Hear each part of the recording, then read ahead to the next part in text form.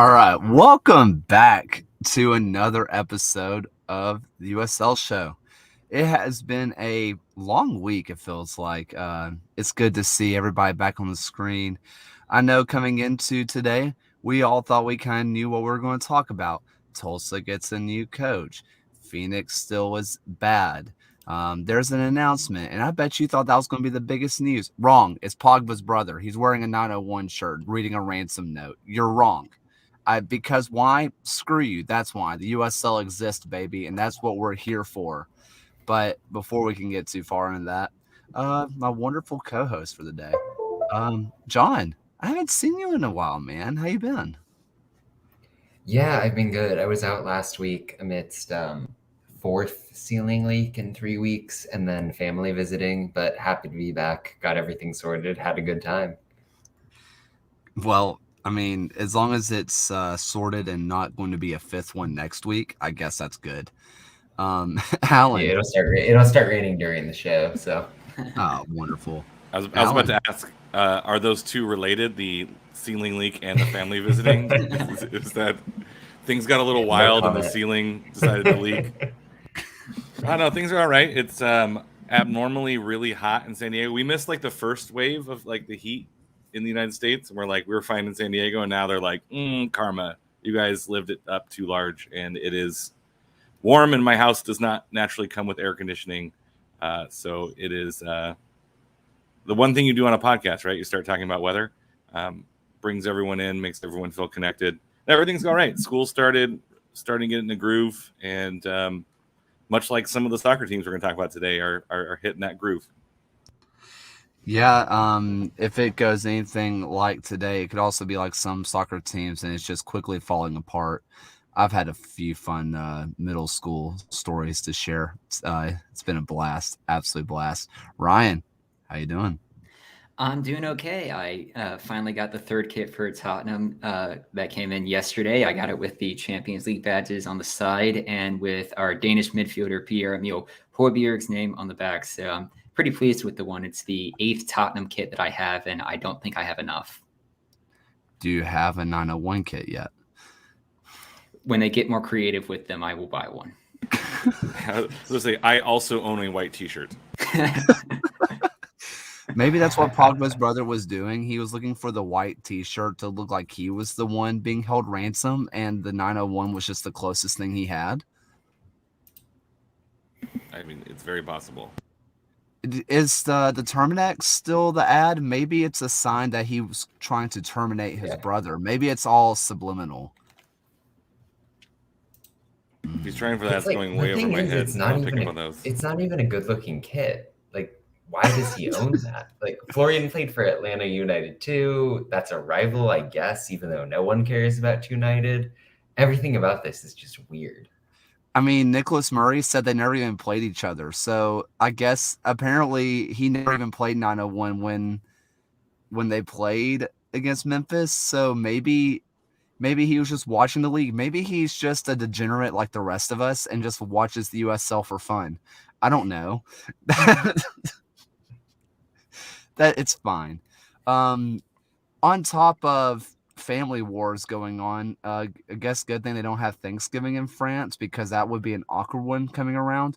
We also have some soccer wars, and the USL has taken a step forward by snatching Jacksonville out of the grubby little hands of MLS Next Pro, which, I mean, MLS Next Pro deserves to go down on the font alone, and I'm going to die on that hill forever.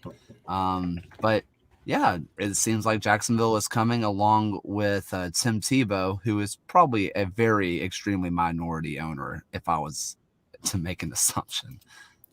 I mean, you didn't think the famous New York Mets outfielder had a huge stake in the team? So the Jacksonville, I know he's from Jacksonville, and they're announcing their own stadium, which is cool, which we talked about pre-show. It is the announcement of an announcement, which everybody loves. They wouldn't be playing on the Jumbo Shrimp Stadium, which, I mean, the best years of Tim Tebow's baseball career were in Double-A, so I feel like that would have been the natural progression. But what do I know? I just like that you referred to the MLS Next font in a singular as opposed to what should be in the plural, the MLS Next Pros fonts, because there is for sure more than one in that logo. Just to dig into some of the kind of more serious aspects of this, the Armada franchise has kind of always been interesting and semi-controversial. Robert Palmer, when he took over that team in the NASL days, was sort of hell-bent on using it as a vehicle to get as much exposure for his law firm as he could through the various television networks in Florida. He's been a little bit weird, much in the same vein as the Cosmos were, for this sort of commandeering, not for the benefit of the whole organization kind of mentality. And that's not to say that he wouldn't have been a great owner in the USL. I think he's shown a financial commitment in a way that would have been beneficial. But at the same time, clearly, Tim Tebow is somebody who carries the national weight. I personally kind of grew up as like a Tebow guy in the era of college football that I cared about when I was coming up as a lad.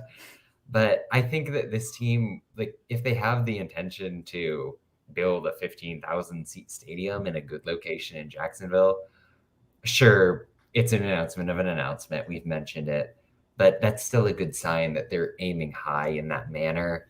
And given some of the red flags with the Armada, there's a reason they're not in the USL at this point. They've been around. So say what you will, but I'm pretty confident that this team is going to come together nicely. Yeah, to me, I mean, if we want to stick with the same college football thing, I mean, they've expanded into New Orleans. Obviously, there's Memphis, which is in Tennessee. There's Alabama teams. I'm sure eventually Georgia will probably be back at some point. Now there's Jacksonville, Florida. The USL is just building up. You know, there's Kentucky with Louisville and Lexington in League One. They're just building the SEC, and that's fine because in the USL it truly does just mean more. They, I don't know. That's.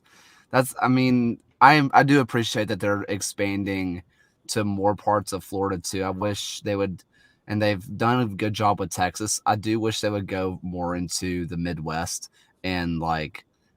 Would you consider, now this is just me being dumb, is like Montana in that area still Midwest? Is that just West, or is that not West enough to be West? That's like Mountain West, Great Plains, as a Midwesterner here. Okay.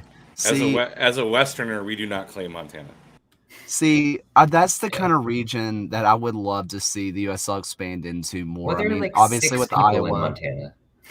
Well, I don't mean Montana specifically, but like South Dakota, North Dakota, Montana, that whole area. Am I completely making this up? I should probably know this, but I feel like Boise was a thing. There have been rumors about putting teams there. Sounders affiliate was the rumor for a long time. See, that's where I want to start expanding to next. I mean, Florida's awesome. Anytime I have an excuse, hey, I can go down to the beach. Love that. You know, that's great. But also, let's start getting into more of the places and bringing like a reputable league to some of these other locations, like the Mountain West region. I think that could be just absolutely incredible for U.S. soccer and obviously for the league itself. It'll be interesting to see at the next couple of years what Northern Colorado kind of looks like, because that's kind of the places you're playing in is these, you know, not like major media markets, right? And this is kind of the area that I think USL is kind of teeing up, is trying to find these second tier media markets to play in that will pull enough people to support like a League One, or even a borderline championship team. It also makes it easier to build divisions if you want to build divisions of kind of this West, Mountain West, Central East. And I think that might be beneficial if you ever want to expand and be able to maybe get to a pro rel conversation of moving people up through these divisions into conferences at the USL level. But Boise's always been super interesting. Although I don't think Western people on the West would consider Boise West. I don't even think Eastern Oregon is considered West to some. But yeah, definitely this like mountain range area. I think Colorado has proved to be a pretty successful soccer state. You have, the 3 levels represented. But, maybe a little bit more into Utah where baseball might be a little bit more of a king with some of these lower division baseball teams in that kind of area, that Mountain West area. But I think you have some really nice opportunities for away days. And it makes travel maybe a little bit easier for maybe a League One team where you're not having to travel back east a whole bunch. You're building up that western half of the United States. And to be fair with kind of just expanding into that location, we do have Spokane on the way for USL 1 in a few seasons. And that's kind of in that Eastern Washington part of the state right next to the Idaho border. So that is slowly kind of starting to venture your way westward going east. So, I mean, that's a lot of expansion talk. Obviously, we have until 2025, which that does mean that the Hammerheads will be back soon before Jacksonville, correct? 2024 should be the plan. See, I was really confused by this announcement. This is the last comment I'll make about it. They put the Jax, the JAX, in the same color as League One, and then they announced that it was Championship, and it was confusing to me. Maybe it's a little bit darker of a blue, but it looks like the League One blue, and then they said it's a Championship team, so that just confused me. I feel like that was just a small oversight by whoever released it, but I don't know. Could be hinting at a potential just color combination they would run. What about now? Stop you if you heard this one. What about Tampa Bay Mutiny? I think the National Soccer League has taken that one. Yeah. Oh, dang it. Such a good name. Oh, man. Let's go ahead and talk about the week that was, because the week that was on meth. It was a stupid week. I feel like the shockers are going to be more of an indication than I told you so's. Ryan, what are some shockers and some I told you so's, my man? I don't know. I would say one of the really interesting results was that Miami kind of continues their relatively decent run of form with 4 wins in their last 5 and takes down the number 1 team in the East right now with Louisville with a 1-0 victory midweek, which turned into be a pretty fun match to watch. Yeah, Miami's been not great at home. Like before that win, they had 12 games at home and 13 points. So that one was for sure a huge surprise for them to be able to pull off a win at home when they hadn't been playing. They've been playing about a draw on average at home. So that was quite the surprise. You're correct. And man, their defense just looked so good in that game. Louisville obviously is one of the better teams in the league in that regard, attacking wise. And they were missing Wilson Harris, sure, but this Miami team just doesn't give up easy chances. Once they got their defensive core healthy about midway through the year, they've been really stout. The Rivas trade has been a big deal for them attacking wise. They're a team that I kind of put on the fringes of the title contention right now, where if they keep proving it over the next few weeks and they kind of get more goal scoring, a little bit more consistency in attack, they could really be a threat. Yeah. Alan, moving on to you. What were some shockers and told you so? I told everyone that the Loyal game would end up 3-1. I just picked the other teams scoring the opposite goal. But this is one of those instances where a team kind of has a number of the other team that maybe they aren't performing super great. But Oakland always plays San Diego really well. Going back to last season, there was that, it's like the 4-3, 5-4 game that was just outrageous. I think like 2 of the goals of the year were nominated from Oakland last year against San Diego. Oakland just shows up and plays San Diego really well.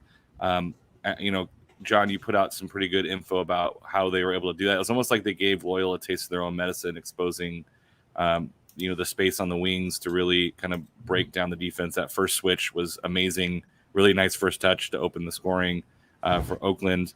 And, I think personally with guys like Emmer Clementa and Tarek Morad, who came through San Diego, there is still a little bit of I know San Diego fans are sad, but it's always nice to see those guys be successful, particularly Tarek Morad and Emmer Clementa were really vocal in the COVID year when they walked off the pitch. So there's always a little bit of love for those guys when they perform well, and they always seem to step it up again against Loyal too. So it was a shock, but it wasn't like a huge surprise. You're like, oh, well, here comes Oakland. Oakland's going to do well against San Diego again. It just seems to be they understand how to play against that team, and they looked really, really fun to watch. I think Nicholas Murray put up the XG that San Diego won the XG, but I think that just shows how well Oakland exploited the openings they had and played kind of fun soccer. It was an entertaining game on both sides. I was disappointed by the result, but I thought Oakland put up a really good game and were really fun to watch. And it's particularly after what had just happened with their coach as well. I think there was a lot going into that game. It was really nice to see them rally around each other. And Oakland last lost to San Diego in June of 2021. This was 5 consecutive games now since that match that Oakland has gone unbeaten against the Loyal. Yeah, we talked about it last week, and I did not realize that the Phoenix game was the second match, or not the Phoenix. The Sacramento match was the second match after the Juan Guerra move. I didn't realize that this one was right after. But we talked about it before, though, that in professional sports, anytime that a coach gets removed, whether it is by fire, by resignation, by transfer, whatever it is, always bet that the other team is the team that just had the coach removed is going to win. If you decide to look at Vegas odds, they know that they bump those odds up like crazy. It's just there's something about the way the team responds after that happens. Watching this match, well, that yeah. The one that really stuck out to me, and I think you mentioned him a little bit, Alan, was Clementa. Watching him in that 3-back system that really wasn't a 3-back system, had him more playing as a defensive midfielder at times. It was really cool to watch. There's something about watching 2 3-man back lines go at it, because seeing two different ways of going about it. With Oakland, you saw that the wide center backs were getting up a lot more. Meanwhile, San Diego, they are a true 3-man back line. They'll sometimes go up, but they are just a straight line back there. Kind of similar to how Miami uses their back line at times. But Oakland was really interesting to watch, and whenever they're right, they have to be one of the most fun teams to watch in the USL. Yeah, just to jump in on the whole week that was for Oakland, I think San Diego is a uniquely good matchup for the way that they play. Their whole offense is predicated on what you get with Juan Azakar and Edgardo Rito overlapping in those wide areas. And given that San Diego increasingly has preferred a pretty pure 3-5-2 shape with those higher players in the wide areas, that left ample room for those two to get in behind. And when you add in the additional threat of a Clementa, a Morad, who are so capable on the ball, and meanwhile, San Diego isn't a team that really plays past you at speed with these passes over the top. They're either going to possess you to death or play into hold up from a Kyle Vassell. It was a good game for Oakland to really find their feet under Noah Delgado. And the complete opposite played out against Sacramento at the weekend, where the Republic were willing to just sit back in that super defensive 5-4-1 sort of formation. They had Keko and Rodrigo Lopez hug much wider than they typically do to give themselves that advantage against those Rito and Ezekar overlaps. Oakland, again, to cite the Nicholas Murray XG tweets, I think got less than half an expected goal. Sacramento just completely stifled everything they do. I was hoping to see Oakland kind of carry that momentum into the weekend and pull off a result just because it would be a cool story. But it's going to be a tight race for them for sure, and they're really going to need some luck down the stretch, I think. So, John, how about your shocks and told you so's? Yeah, I mean, the shock for me has to be Indy 11 getting that 1-0 win over San Antonio. Yeah. Indy has subtly improved in form, even if the results hadn't reflected that.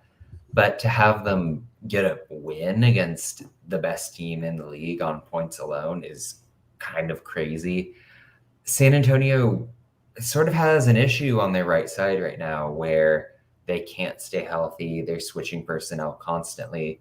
And whenever they concede, it comes down that flank. But I mean, credit to Indy, who has found this diamond shape. The acquisitions they've made with Juan Tejada, with Sean Lewis in net, have energized this team in a way that has them looking like a kind of classic Mark Lowry El Paso side. So I was surprised to see it, but I guess the warning signs were there, just given what the 11 have been doing. Yeah, I know he only played for the 45 minutes, but I want to mispronounce his name. Number 5, Delem. I think it's how you pronounce it. Yeah, Jordan Delem. Yeah. Seeing how far he was dropped back for that first 45 was weird. It didn't really make a lot of sense to me. He was a defensive midfielder that was just kind of playing center back. Meanwhile, Maloney was like pushing up higher than him a lot of times. It's like they just got them confused on the starting lineup and just decided midway through, hey, how about we just switch what we're doing and not play the position coach told us to.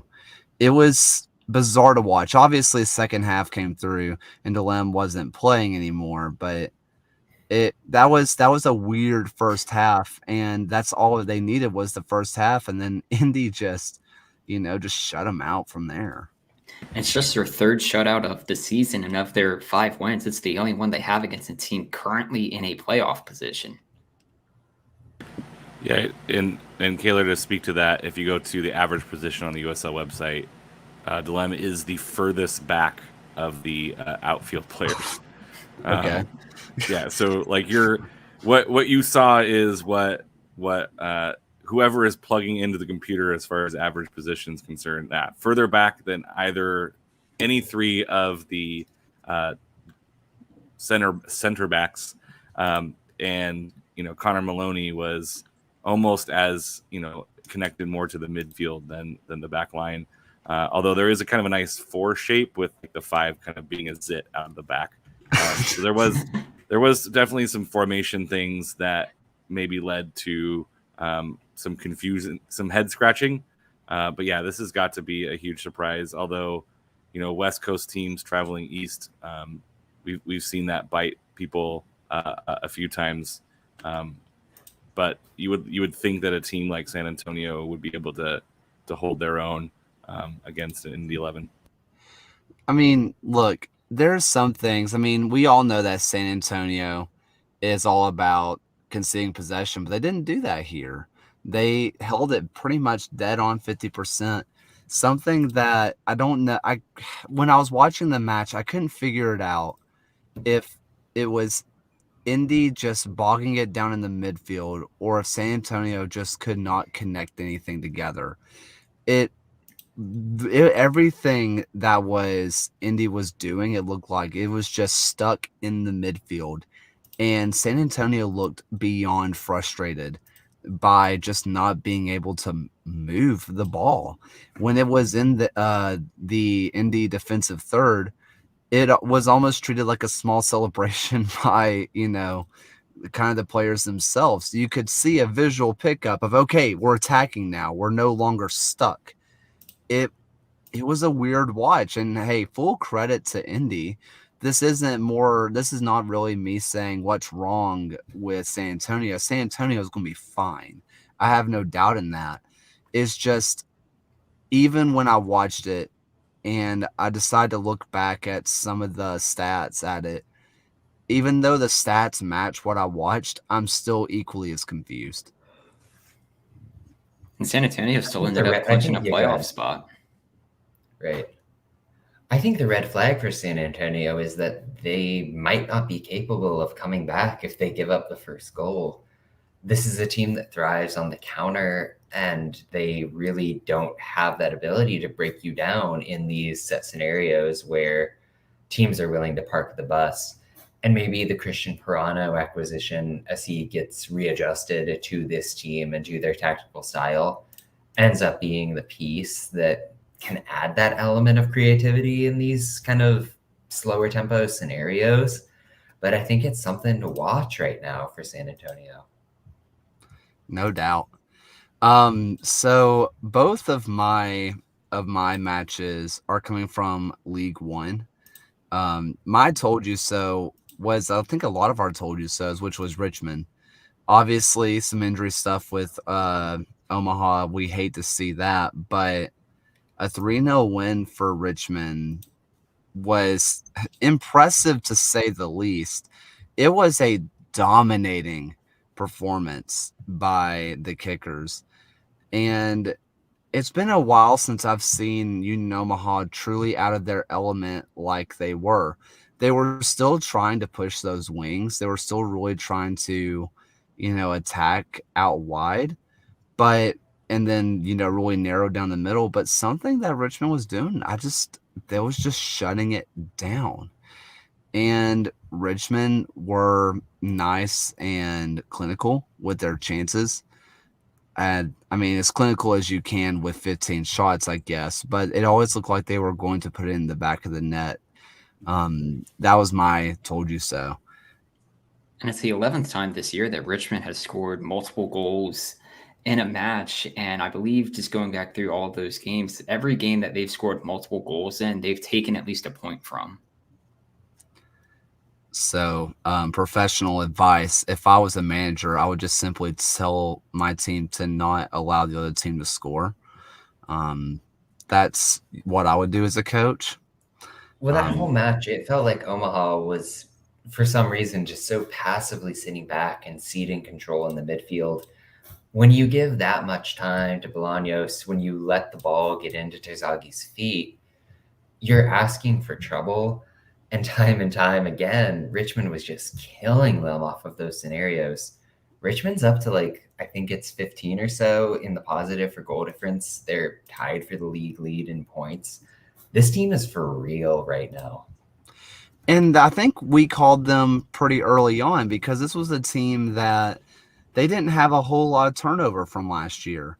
And whenever you don't have a whole lot of turnover, you have one or two things that are going to happen. They're going to fall off a cliff because they've been around each other too long, nobody to shake things up, or they're a team that truly believes in each other and they're going to take off. And I believe Richmond were going to be the one that take off.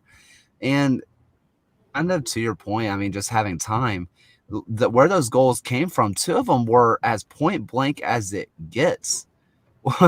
What are you supposed to do as the keeper? I mean, it was a rough match to watch if you're an Omaha fan, but as a Richmond fan, I'd be stoked. Obviously, you taking down what is arguably the best team in the USL, and you firmly cemented your stamp, especially with my shocker of the week, which is Greenville going down to Northern Colorado, and Northern Colorado was just better.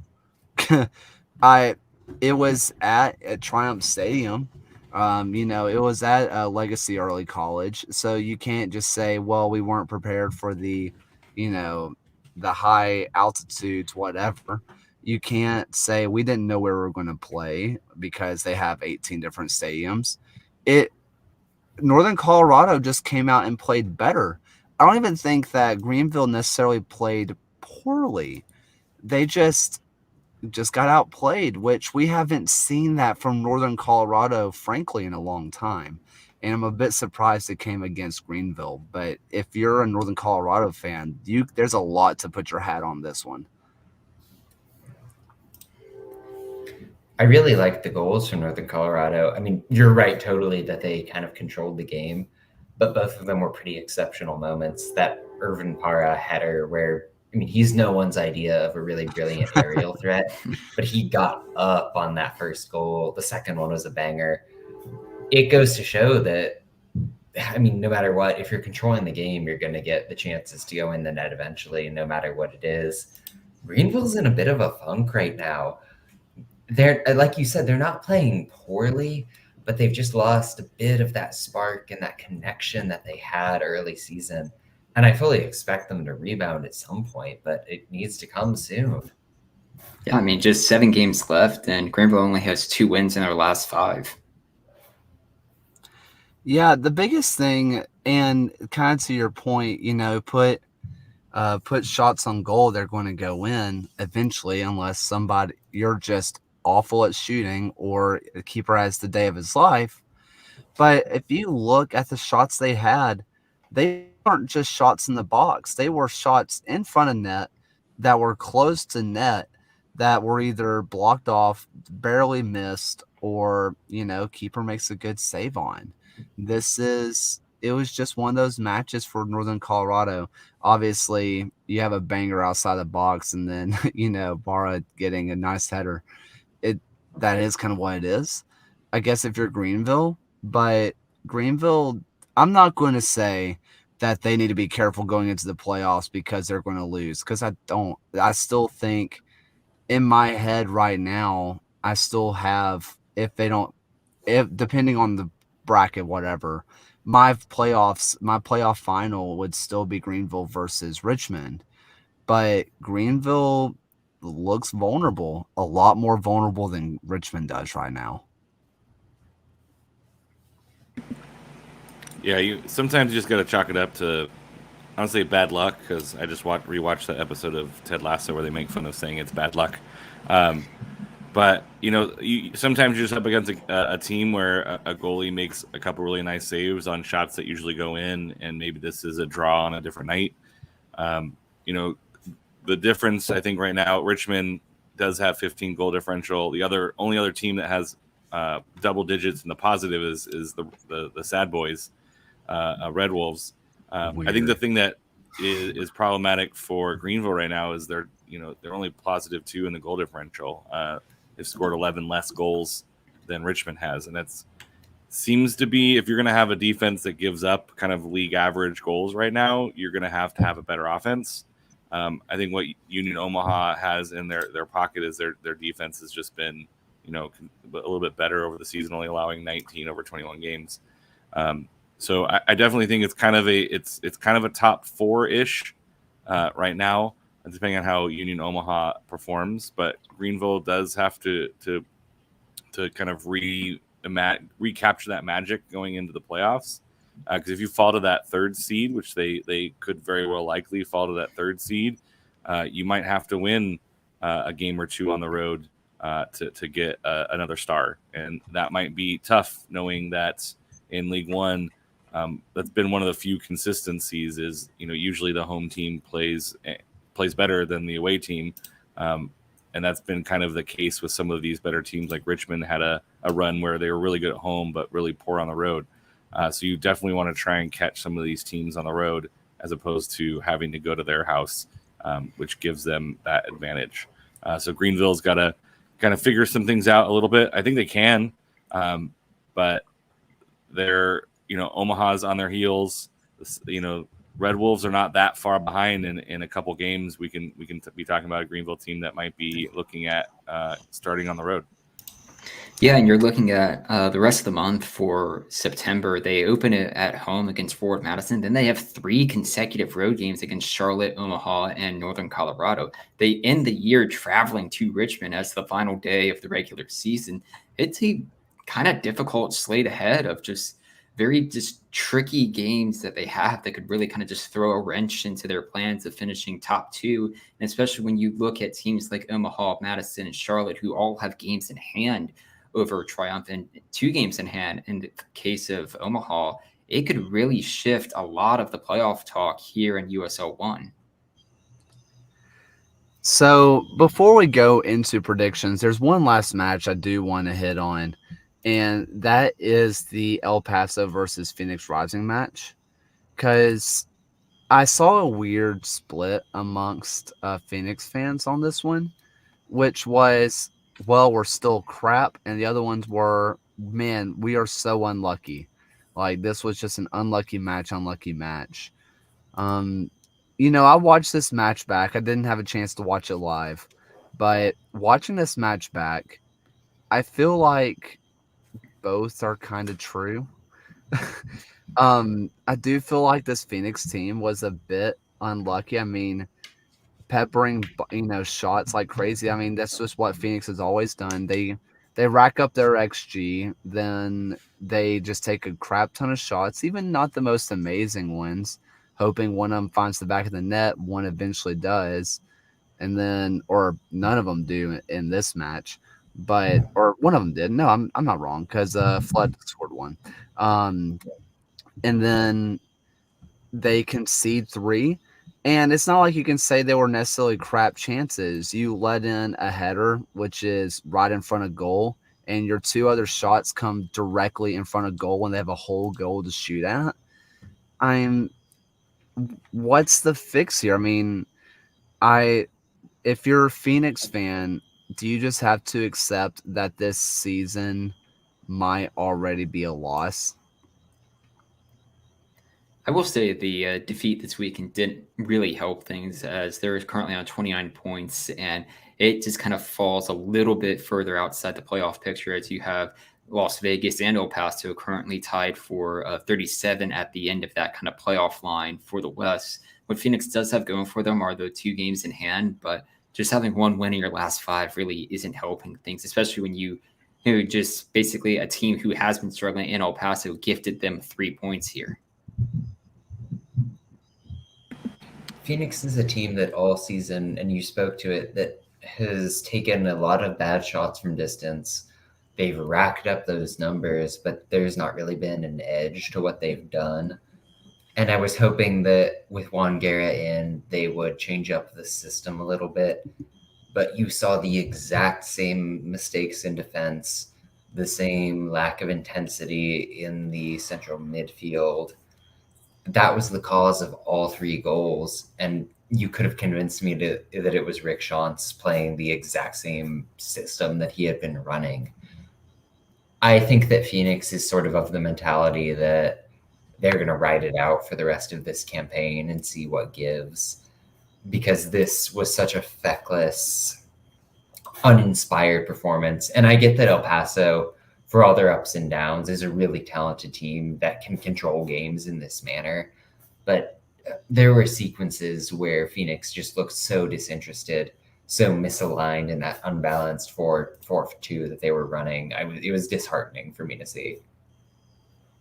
Yeah, when you got guys like Santi Morar and Arturo Rodriguez, like scoring a total of 2 goals between them, your midfielder in Aiden Quinn has more goals and more assists than I think both of those guys combined as well. That Phoenix is having some offensive finishing problems, right? Like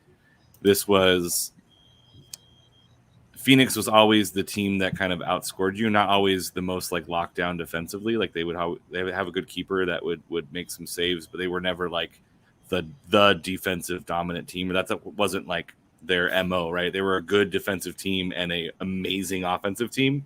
So when they had some off moments defensively, their offense, Solomon Asante would, go down there and they would, get their way back into the game. If you think about that 20-game win streak, it seemed like some of the times they were playing from behind and pulling out these miracles to, pull out these wins at the end. And you always kind of believe that the offense had one more goal in them. And as a team, that scares you, right? Like Phoenix always has one more goal in them, so you're playing a little bit scared, and that's what Phoenix feasts on. And this year, I just don't see that kind of offensive killer instinct that teams are necessarily afraid that Phoenix is going to always has one more goal in them. And we've seen this time and time again with Phoenix is just the guys who are there on the offensive side are just not really putting in shifts to make back lines really fearful of them. And so I think teams are feeling more comfortable attacking them as well exposing some of those the shakiness on the backside. And then you have your midfielders who I think any of the either of Lambert or Quinn would pretty much walk into almost every midfield in the league. It's just so confusing when you look kind of up and down this team. Like you would think that this team would be scoring buckets and buckets of goals, and they're just not. And so there's definitely a hard look in, and I agree with John is there's a hard look at the system. What system are you running? But also maybe there's a refresh happening where you need to find the next guys to do what got you to where you are. Because Phoenix 2019 was a really, really fun team to watch offensively. They were just amazing, and they had daggers. And now it just doesn't quite feel like it. And so it's just time to kind of reimagine what Phoenix Rising could be, and not to belabor the point of Phoenix Rising, but I think they need to do that again. Yeah, Alan, you'd spoken to it a little bit, just talking about that Phoenix team would always have a goal in them. I think what really kind of defines the team this year was the 5-game streak they had from the end of July through the middle of August, where they went 5 consecutive games with a shutout streak there. But 4 of those games were 0-0 results, and it just didn't seem like they had that kind of offensive mentality to just kind of find that next goal. Like if that was a team of 2019 past, they could have changed those results and just see themselves really move up the table and just kind of use that to their advantage to push them towards a playoff spot. But it just doesn't seem like it's going to be that way this year. With the 9 games they have left, 3 of them come up against just playoff teams, so there are at least winnable games left on the schedule. But I think the damage is done just from what they had previously just played throughout the course of the season. I will say they do play the Baby Bulls and Atlanta United 2 as a few remaining games, including Atlanta United 2 on the final day. So relegation battle.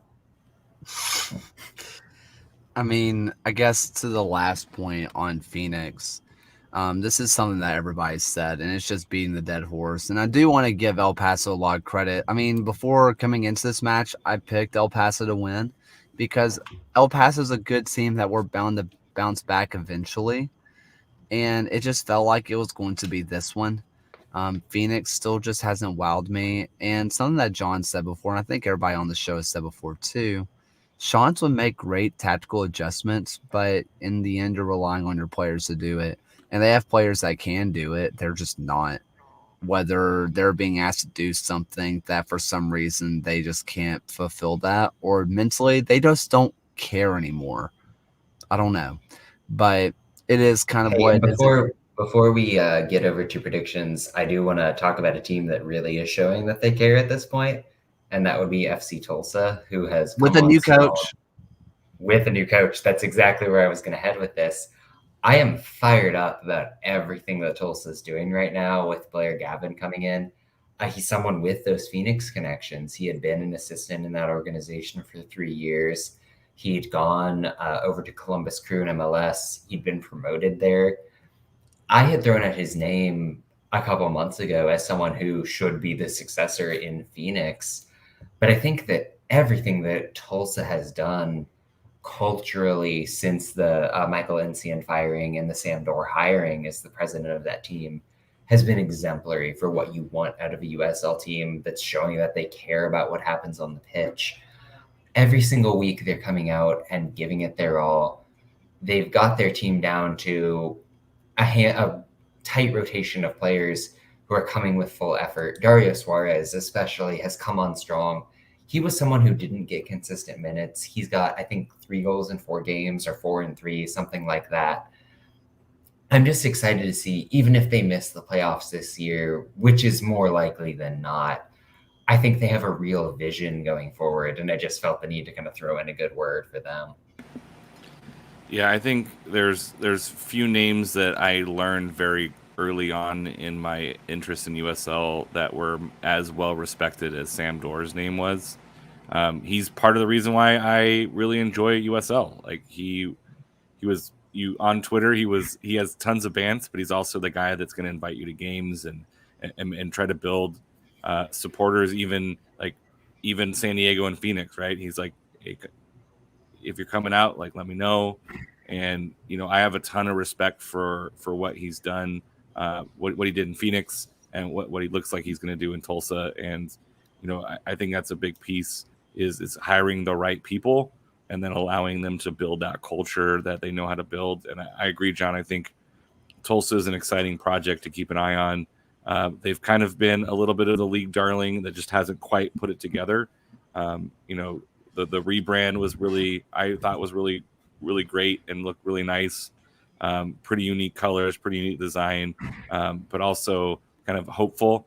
And then it just never quite came together after COVID. And so I'm really hopeful that Tulsa could put something together and be really competitive in the East, because we need more competitive teams in the East. To that point, I mean, this is more than just a Sam Dorr to me.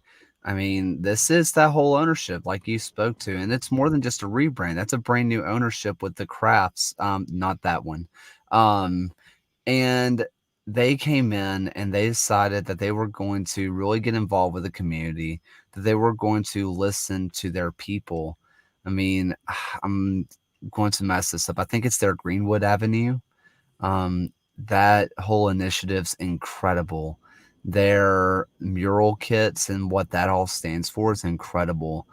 They're trying to do everything right by the fans, and that's been evident since day one with this ownership, and now bringing in Sam Dorr, and now a coach that is really fitting the system of, you know, the players, and the players are starting to fit that system, and the players are buying in, and so are the fans again.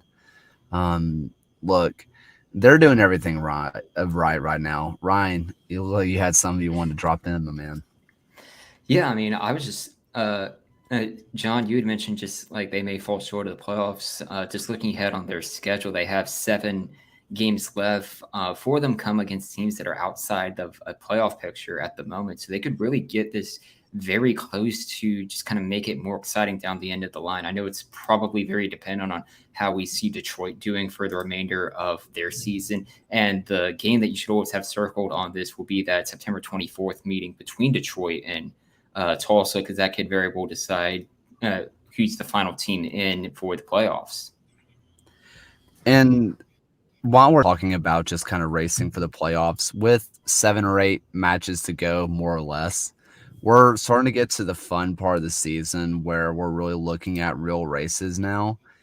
And look, in the West, the race for the final playoff spot is going to be ridiculous.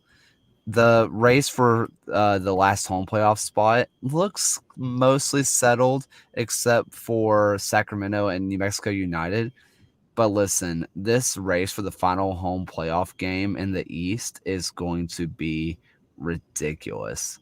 That is one to keep your eye on, especially with a lot of these teams facing off against each other. I think if you're looking for some fun storylines, the final playoff spot in the West and then the final home playoff spot in the East are definitely ones you need to circle. And a big part of that is, of course, the matches themselves. So let's go ahead and burn through these predictions. Why don't we? And a team that, like we said, has turned it on as of recently, and another team that faltered as of late. A big rivalry match of lots of letters and lots of words that John has memorized, but I still can't, even though I practiced before we started. It's Indy versus Louisville. That's right, the Louisville Indianapolis Association Football Proximity Contest. What was LIPAFC. What was the other one that was brought up? Was it just the contest? Was that the? Yeah, that's right. That's so I'll go ahead and lead off, and I am completely going against all logic and picking Indy 11 here. Good I know answer. that Louisville coming off of a loss is going to want to show that they're for real. Indy, having won their first game in about a decade, is at home on a Wednesday night.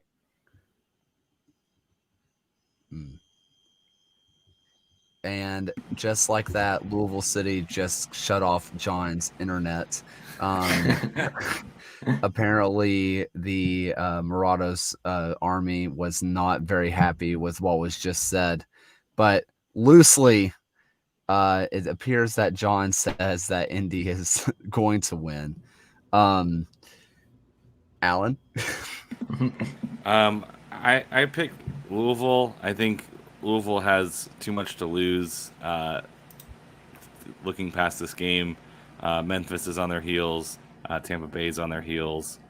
So I think that first week bye is going to be kind of important. So I think Lou City batten down the hatches and gets a win here. Yeah, I went with Louisville here as well, and I actually made them my lock for this week. But one of the things I do want to keep an eye on with Louisville is that you have to go all the way back to their 2-1 victory over Memphis on July 16th to find the last time they scored more than one goal in a match away from home. And if you're looking back through their last 3 games, they've only scored with 2 goals over that time. So I think it's a really interesting contest in Indy 11, especially midweek, can give them some fits. But I'll take Louisville in a lock this week. Yeah, I grabbed Louisville here. I wrote down Indy when I first started picking it, and then I just couldn't follow through with it, and because of that, Indy's definitely going to win now, and I'm going to have to live with the regret for the rest of my life, or at least for the next week until I forget that it happened. But yeah, I mean, for all the same reasons that you kind of laid out, Ryan, I also think that Louisville's going to win, and by a lot. Rivalry match, midweek, they need to stay hot so Memphis doesn't catch up to them. It feels like Louisville's just going to come out firing on all cylinders. Speaking of a team that was firing on all cylinders, we have a Rio Grande Valley team taking on a team that we just talked about for a long time who is not doing a whole lot of anything, and that is Phoenix Rising.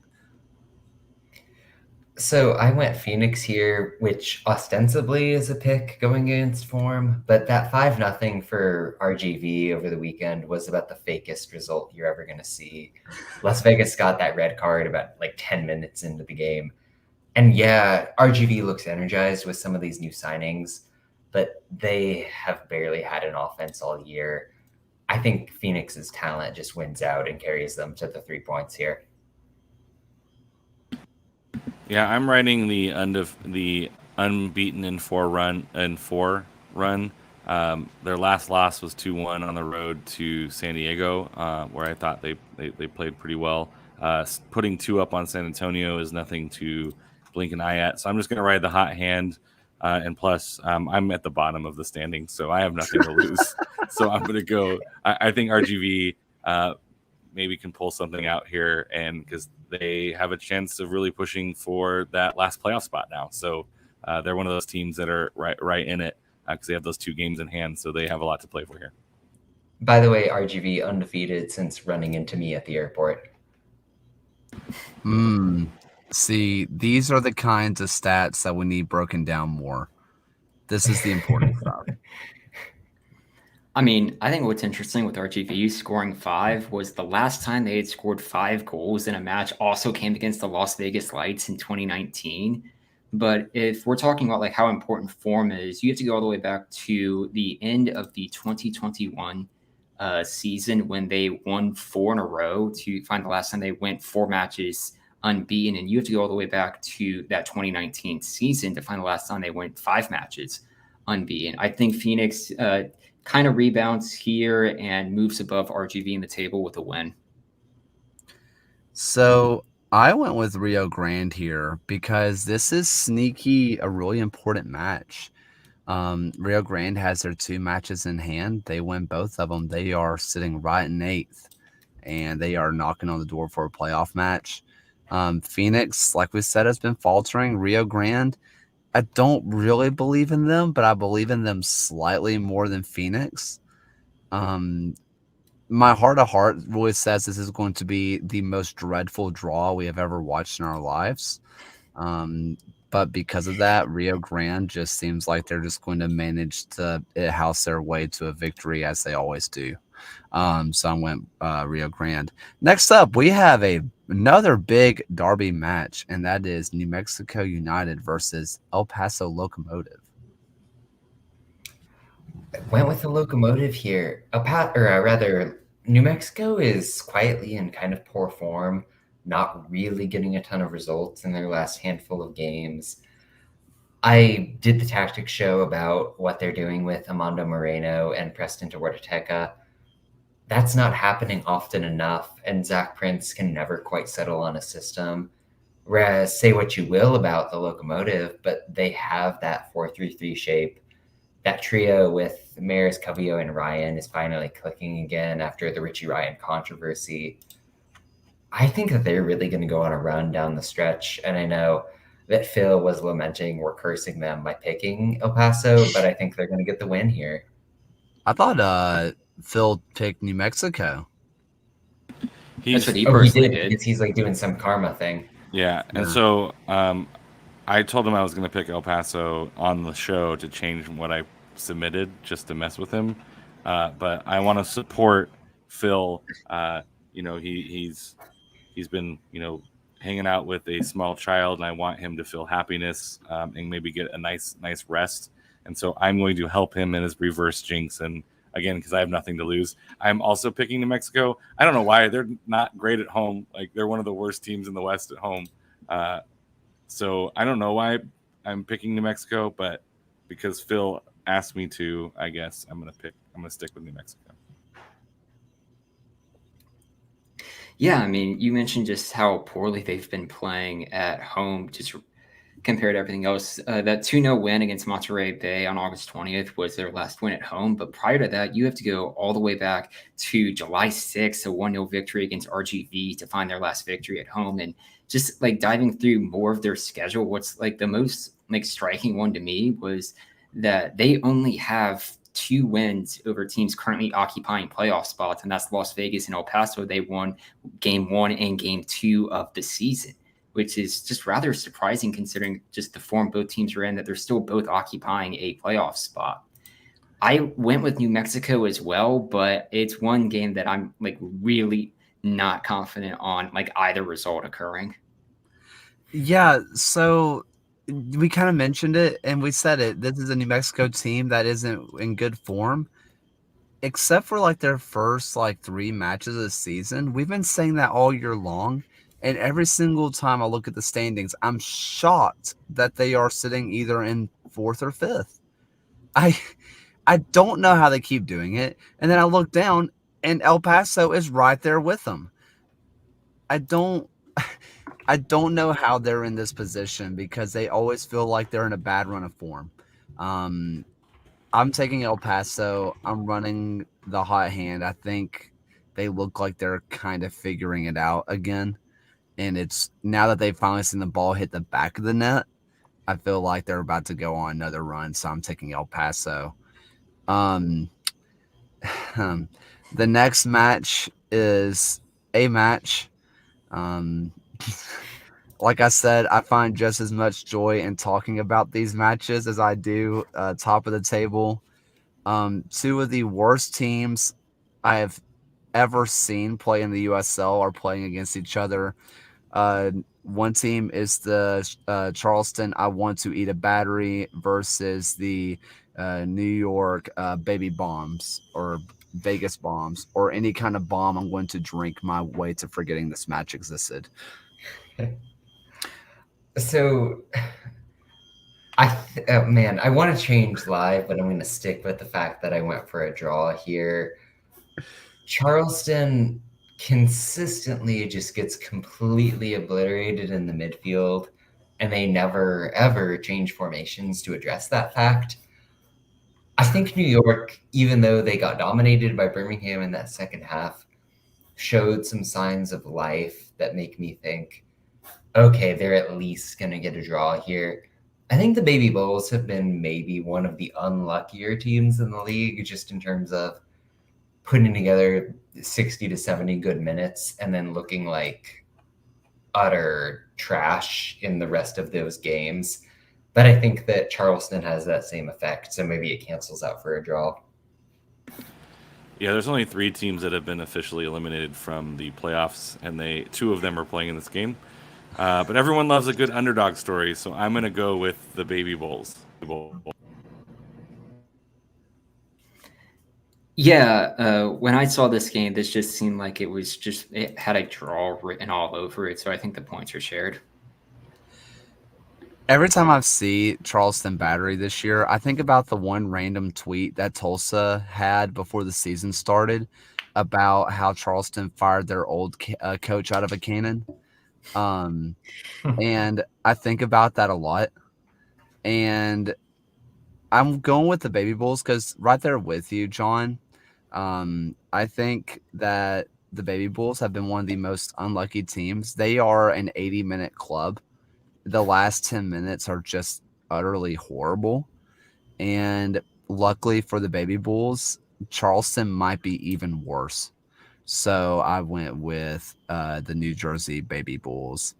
Next up is the team that upset the odds and another team that did kind of what you expected. We have the Miami FC versus Birmingham Legion FC. I went with the draw here. Both of these teams really thrive on how brilliant their defenses are. If this game breaks one way or another, it'll be the fact that the flexibility that you get with Miami, where they're willing to push one of their center backs up the pitch, ends up leaving them vulnerable to what you get from Enzo Martinez and Juan Agudelo, and you get a goal from the counterattack, from a little bit of hold-up play, something like that. That said, I do think that this is going to be kind of a chess match of a game that ends in a draw. I'm picking Legion, and I'm locking it so Kaylor doesn't have to.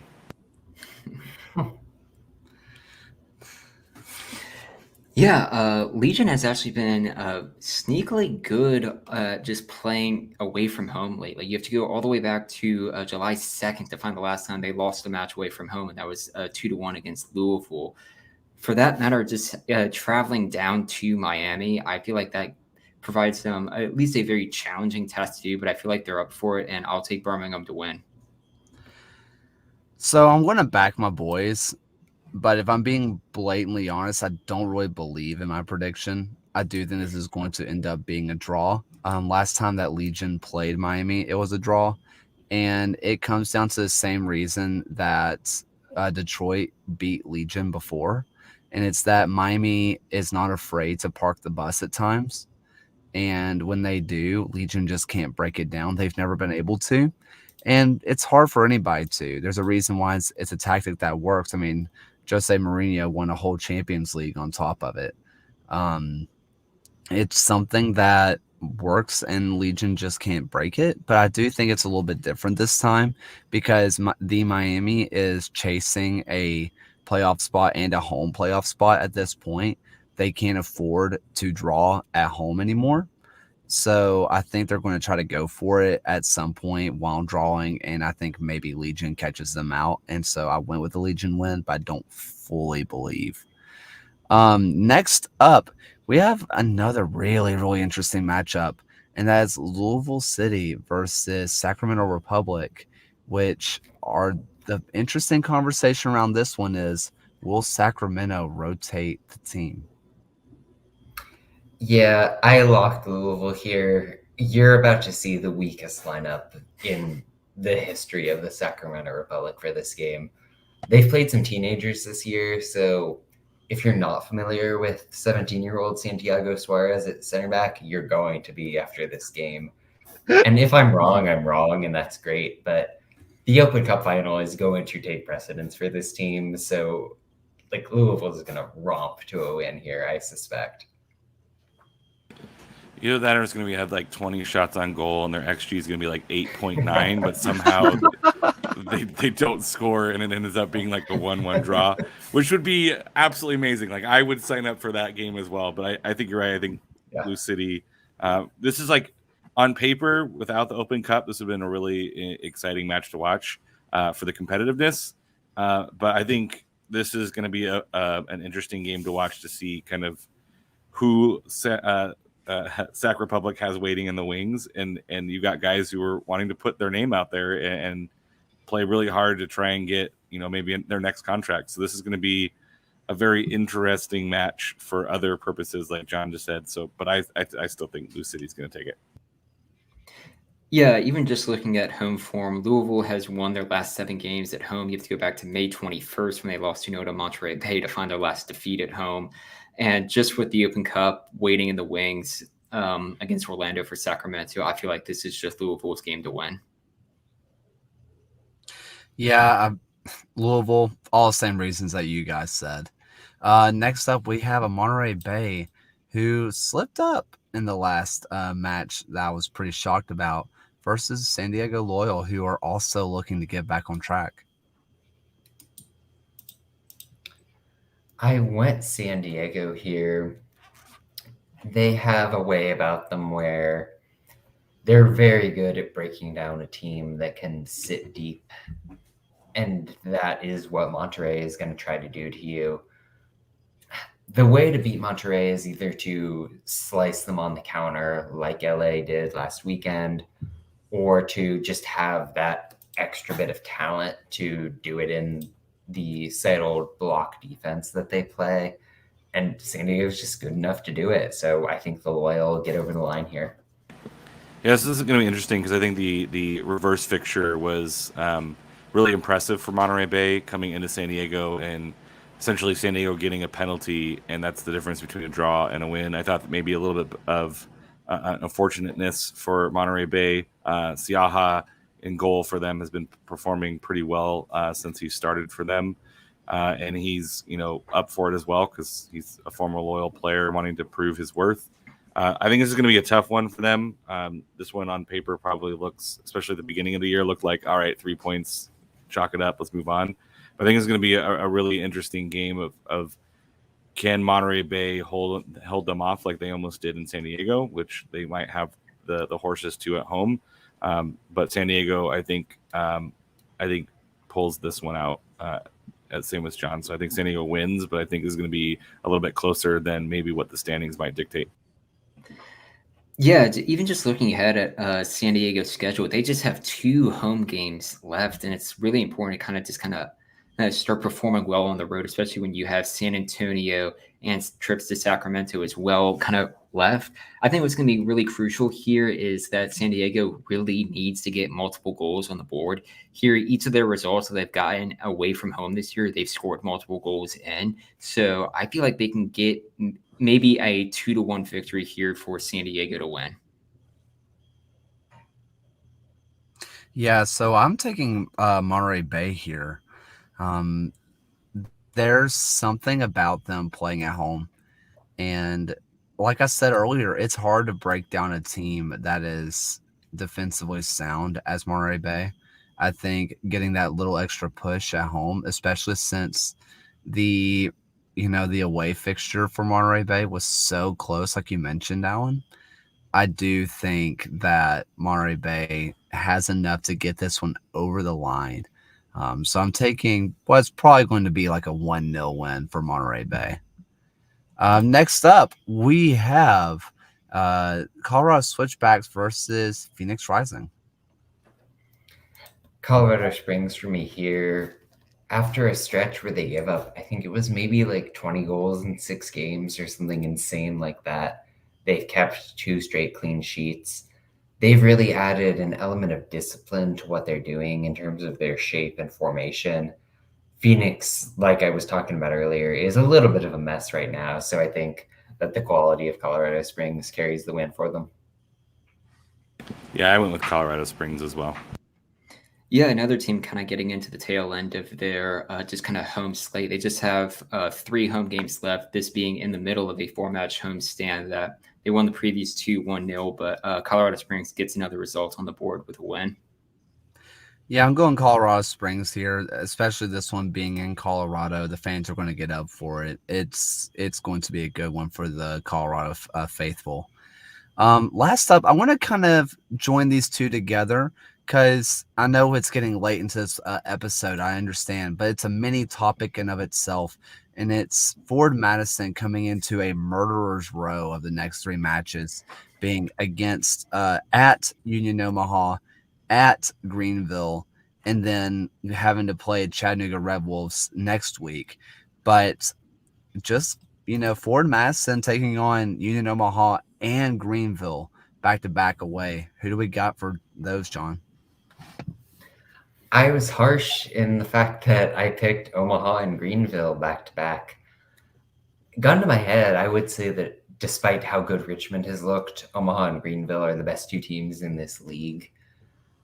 To have those matchups consecutively is really going to be a tall task for Madison.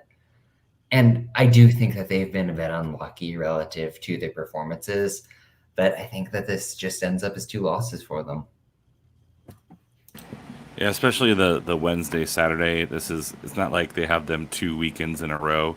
That's a really tough turnaround. So it's like you almost have to kind of prepare 2 game plans going in. Now they've had a week between Wednesday games. They haven't done Wednesday, Saturday. But maybe not the most convincing game against North Carolina, drawing 0-0. I went with Omaha and Greenville on this one as well. I think those 2 teams are just going to be playing better, and especially that the second half on Saturday, it's going to be tough to keep up with Greenville.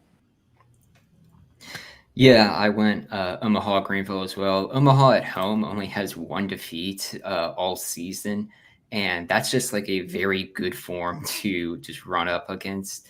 And it's just tough to get by. And Greenville, I think, still will be looking to kind of rebound and everything. But yeah, Omaha Greenville to take both results and put a little bit more pressure on Richmond for that top spot. To answer Robert in the chat, I am also planning my Paul Pogba ransom video. So I'm just kind of slowly preparing for that. I feel really bad for Forward Madison because I do genuinely believe that they're a good team. I think if this had been the reverse, that they were going to Greenville on Wednesday and going to Omaha on Saturday, that they would maybe get a win in Greenville. But with Omaha being first and then having to travel immediately to the humidity of South Carolina, it's so hard for me to imagine getting 3 points out of those 2 matches. I also went Omaha and Greenville. Unless you guys have any burning topics about the USL that you really want to get off your chest, I think that might be it for tonight. So let's go ahead. Ryan, what are some last thoughts for the folks?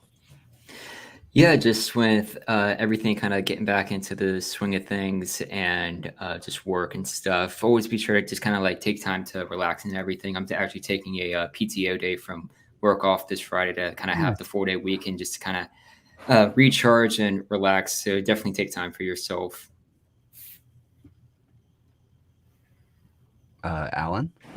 I just want to personally thank John Philip Sousa for really pushing to get copyright laws changed in the United States to protect composers and their work and their intellectual property. So big shout out to John Philip Sousa.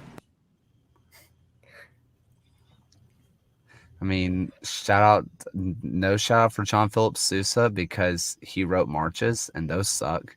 Marches are beautiful music. No. Spanish marches are. John? Yeah, I'll go for 2 quick off-topic things here. First and foremost, with family in town, I went and saw Into the Woods on Broadway. Go see some local theater, y'all. Like, that stuff is fun. Musicals are nothing but a blast.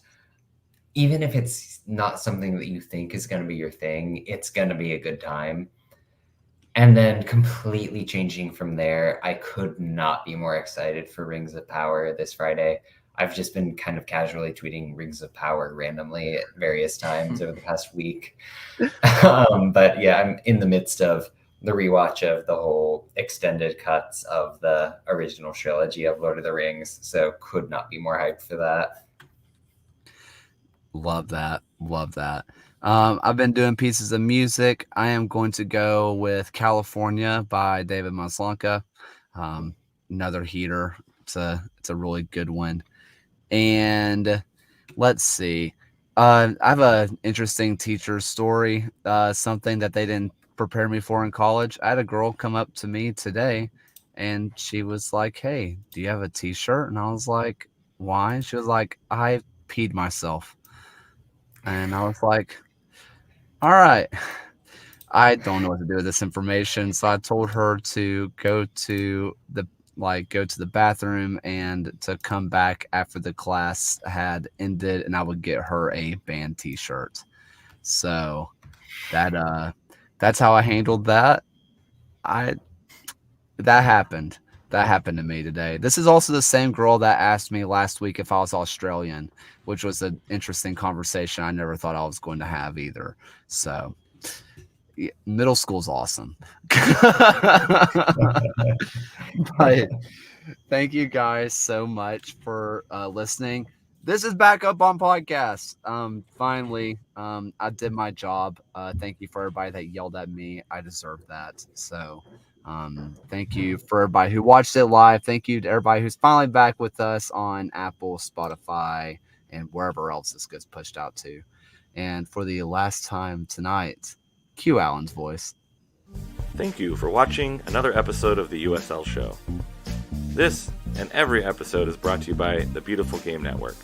Find podcasts and other written work at bgn.fm. Once again, thanks for stopping by, and we'll see you guys again next week.